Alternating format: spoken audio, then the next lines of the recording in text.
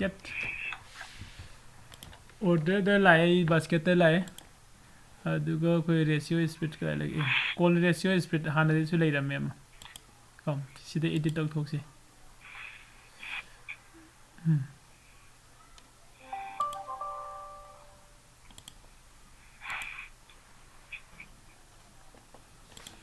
ratio split the lie se hoji hoji lai se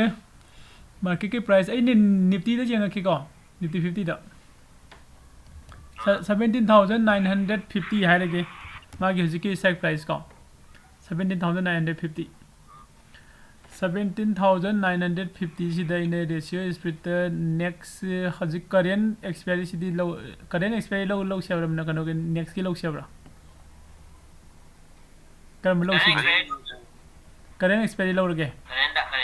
the market se downtrend manbra uptrend manbra have the musu lak university non direction or magi direction da depend talk to neba view se haju ju lai riba market se koina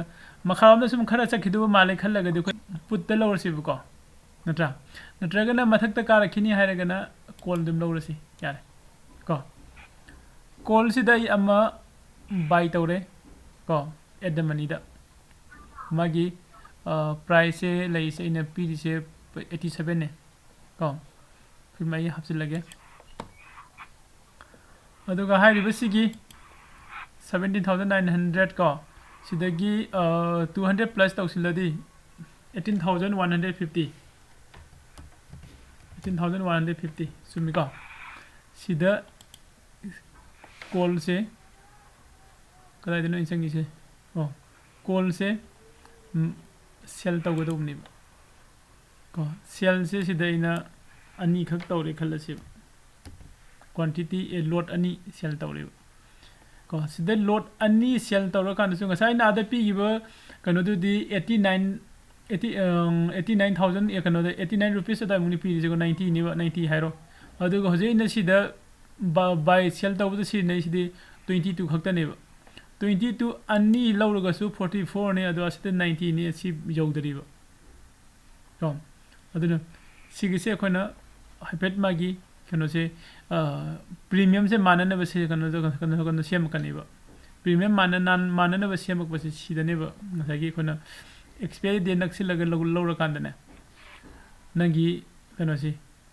number of कनो से हेंगल कनेबा cell तौबा load मसिंग से को से सिदा हाना जिंग से को load अनि ख हाना सेल तौरो जिंग से सेल तौरे अनि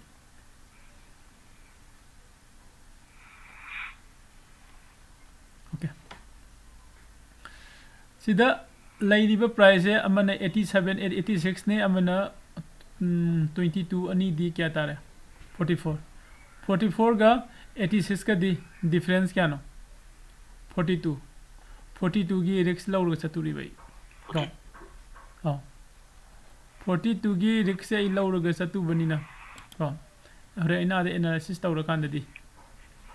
to kono tawgrani ba hogi मखरम दा हाइदरको दा आई लॉस खर दुम लेरनी बा दुग मथक लोम दा काखलगना आगी खितंग काखलको दगी होना आई दुम प्रॉफिट दुम फंगबा होरानी बा तो दुजिंगम सियान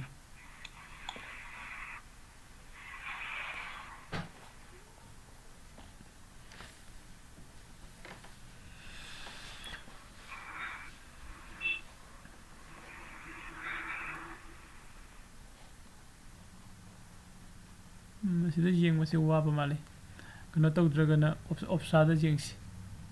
opsada na semdok semjin thara nungai be hele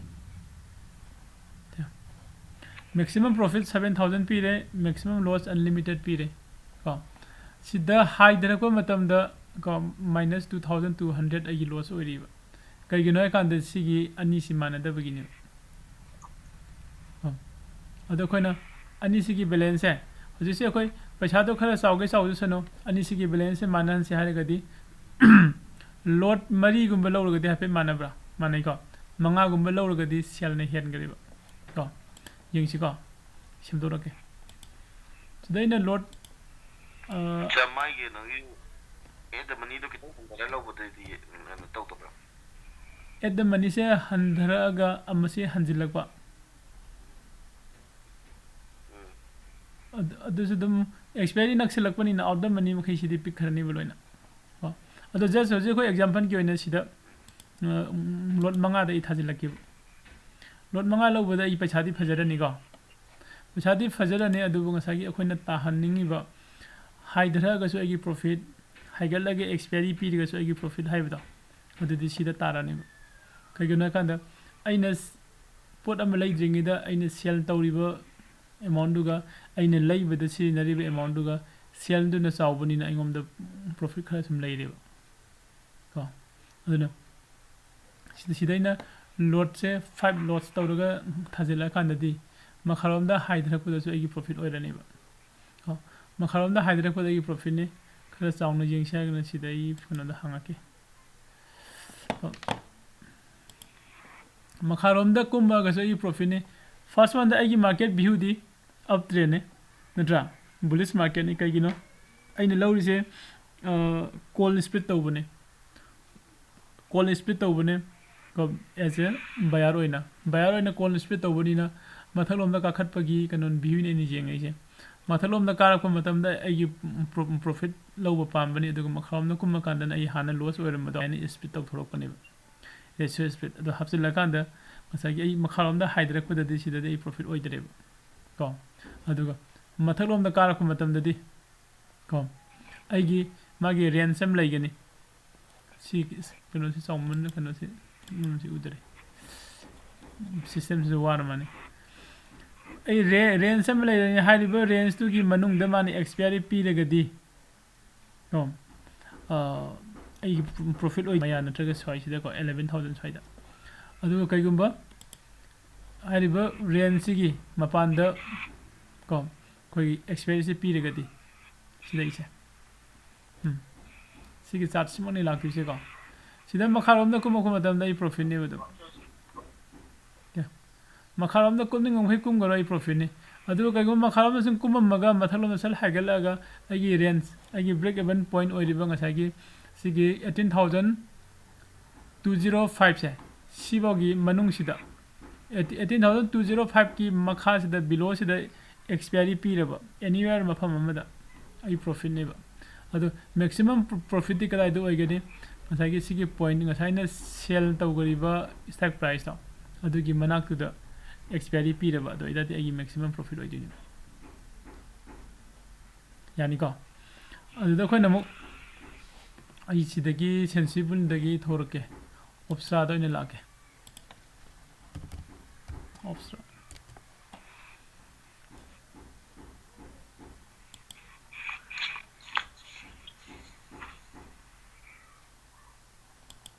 ꯁꯦꯟꯁꯤꯕꯜꯁꯨ life ꯂꯩꯕꯁꯤꯗ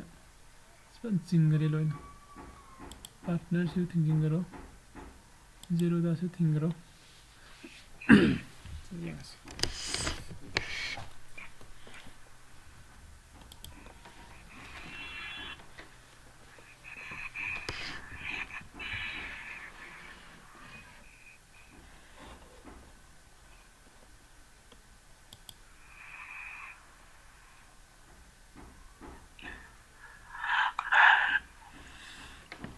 ꯑꯩꯈꯣꯏꯅ ꯍꯦꯖꯤꯡ ꯇꯧꯕ ꯍꯧꯔꯛꯄꯗ ꯃꯌꯥꯝꯅ ꯈ꯭ꯋꯥꯏꯗꯒꯤ ꯁꯤꯖꯤꯟꯅꯕ ꯌꯥꯝꯅ ꯅꯨꯡꯉꯥꯏꯅ ꯁꯤꯖꯤꯟꯅꯕ ꯀꯩꯅꯣ ꯍꯥꯏꯔꯒꯗꯤ ꯕꯨꯜ ꯀꯣꯜ ꯁ꯭ꯄ꯭ꯂꯤꯠꯀꯨꯝꯕ ꯍꯥꯏꯗꯤ ꯃꯊꯛꯂꯣꯝꯗ ꯀꯥꯈꯠꯈ꯭ꯔꯒꯅ ꯄ꯭ꯔꯣꯐꯤꯠ ꯂꯧꯕ ꯃꯈꯥꯔꯣꯝꯗ ꯀꯨꯝꯃꯒꯅ ꯂꯣꯁ ꯑꯣꯏꯔꯒꯁꯨ ꯌꯥꯝꯅ ꯑꯣꯏꯗꯕ ꯀꯥꯏꯅ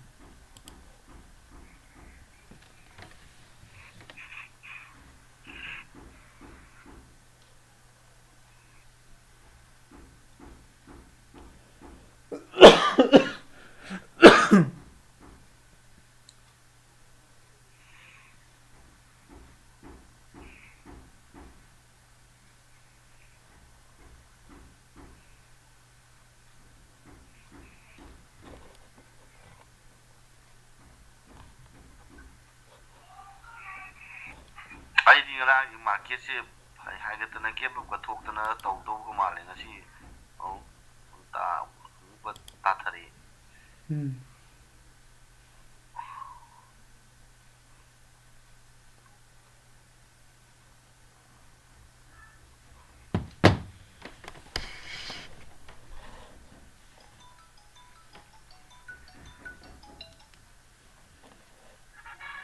option sen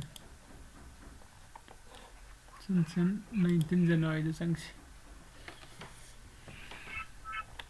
19 January da sang aduga hoje sig le liba kano se 17,950 ko 17,950 da am buy tawre ko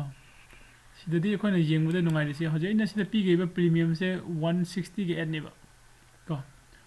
168 ki around the taba ya ba sida khan ba yani ba ani pulaga ntra hum pulaga 168 sida 103 ni mani ahum mari thoda di 85 ko mari thoda di 85 ni 85 sidi aina sigi 1676 ga manana ba silak pada di 85 sidi phanam jam mani ntra 83 za 176 176 not 176 85 kitang khagwale ba ntra adu okay aduga sida nang ani khatang thoraga sida lawraga di 103 sida lawraga di 103 ani oraga di sida gi mu hen gare eko adu hen gare sida hana lawra jeng si 85 ta ko pik pa sida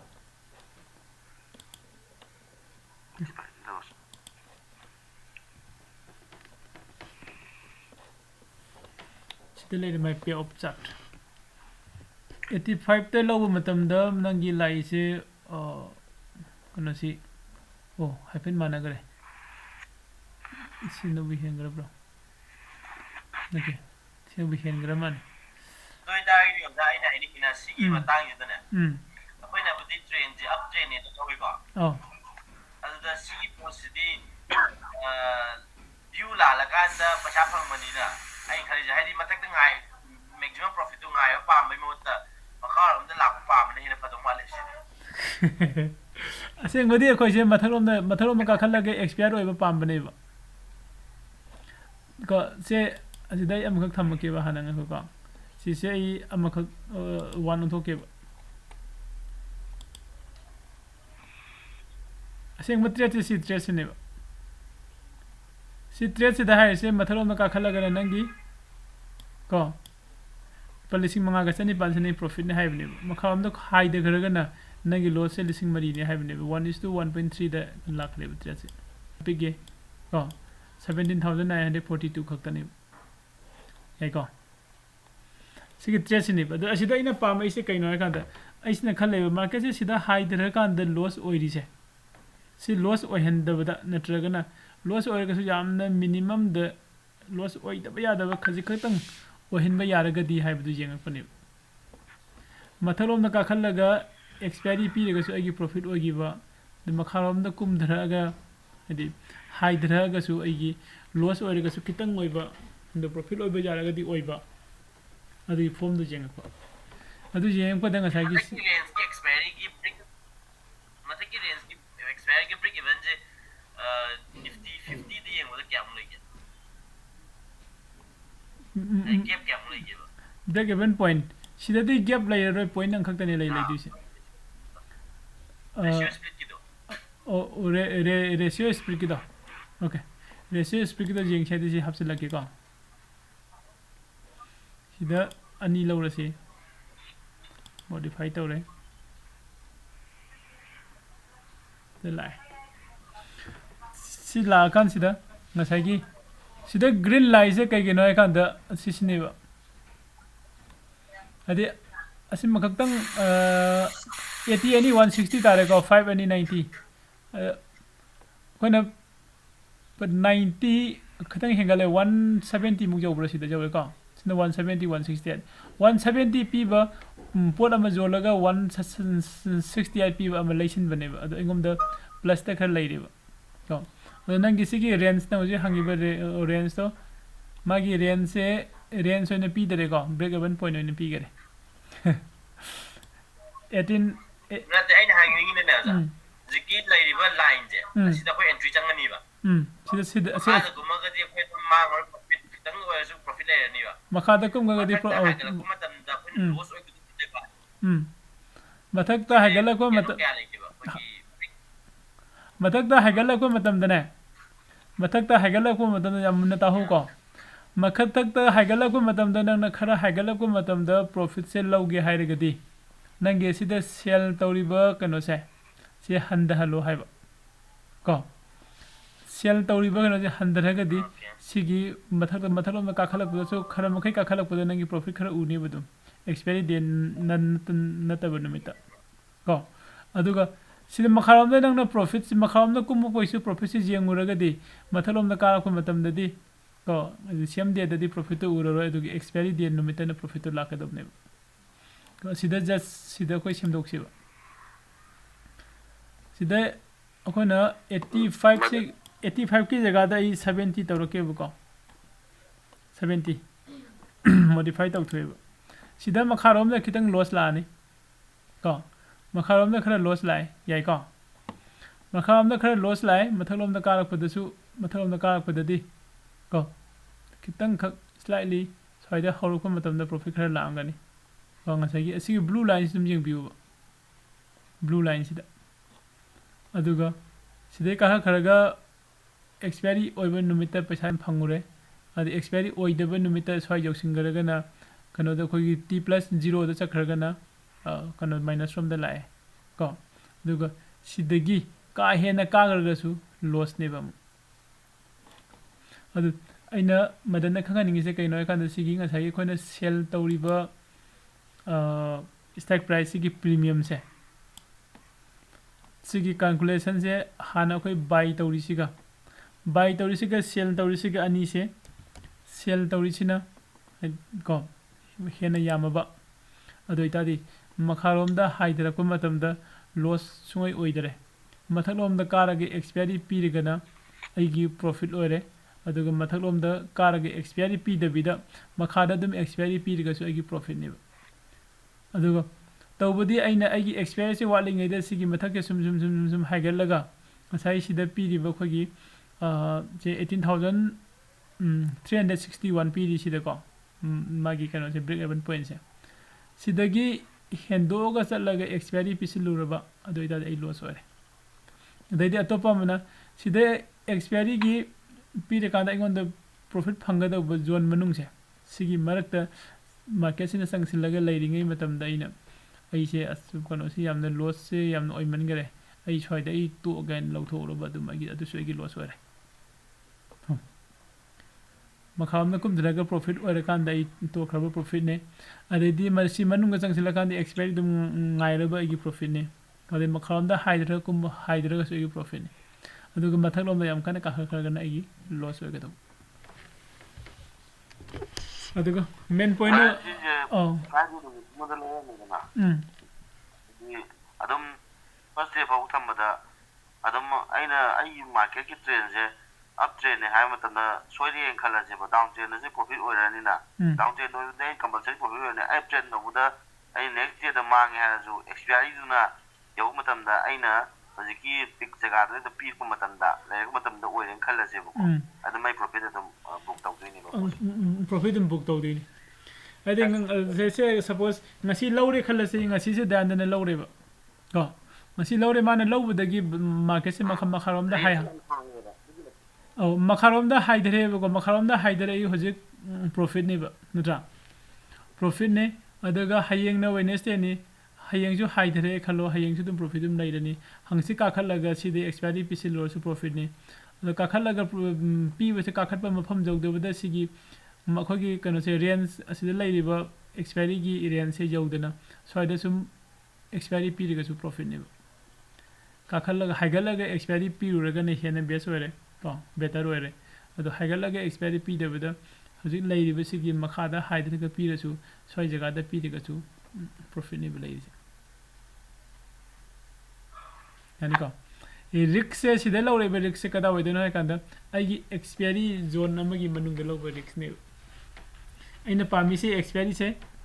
ai de profit se khram lawge hairaga di aigi expiry se kada do oiba pambano ngasa aina sell tawribe stock price 18150 sigi around se soida sida khitang naksinna no se pi ba pame ba hairiba range se kadai de kadai bo ge kan da 18300 361 ko aduga makharom dana 18000 17,939 range dum 400 ki range ne sigi 400 ki range ki manung se sida mani expiry period ragadi profit ni adu then nangi do hojik su lai ibna tra ai hojik lowri sa hojik law market to makharom kum me ba lowri ngasai nang na buy to gi ba kano do ngasai nang na buy to ba stock price to kaya no sell to na ta buy to do